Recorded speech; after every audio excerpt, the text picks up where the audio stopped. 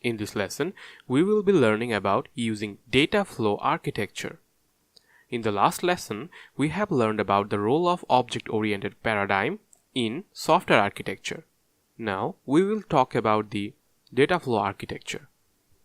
Data flow architecture deals with the software architecture as a series of transformations on set of input streams. As the name suggests, once data is entered into the system, it passes through every model until it reaches its destination. The communication between system modules is carried through I/O buffers and pipes. The main purpose of data flow architecture is to achieve the qualities of reusability and modifiability. This architecture model is very useful for the systems which involve series of data transformation. There are three types of data execution of transformation.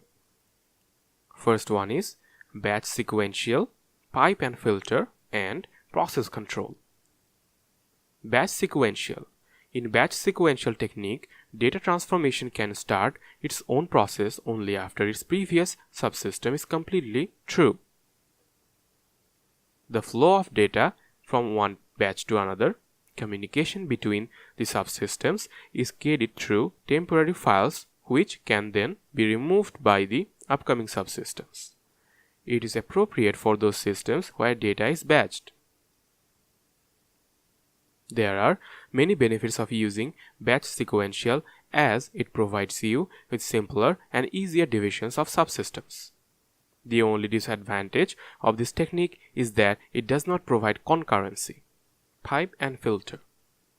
This technique works on the principle of incremental transformation. In this approach, the whole system is decomposed into different components like filters, data sinks, and data sources.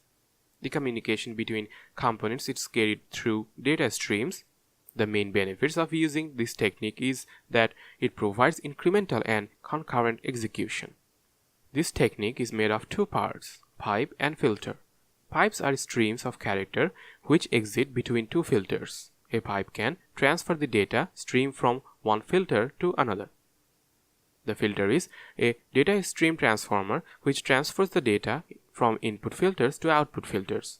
There are two types of filters, active filters and passive filters. Process control.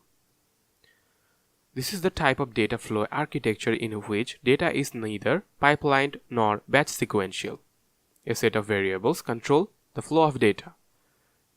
The whole system is divided into different subsystems and modules. A process control has two basic components, processing unit and controller unit.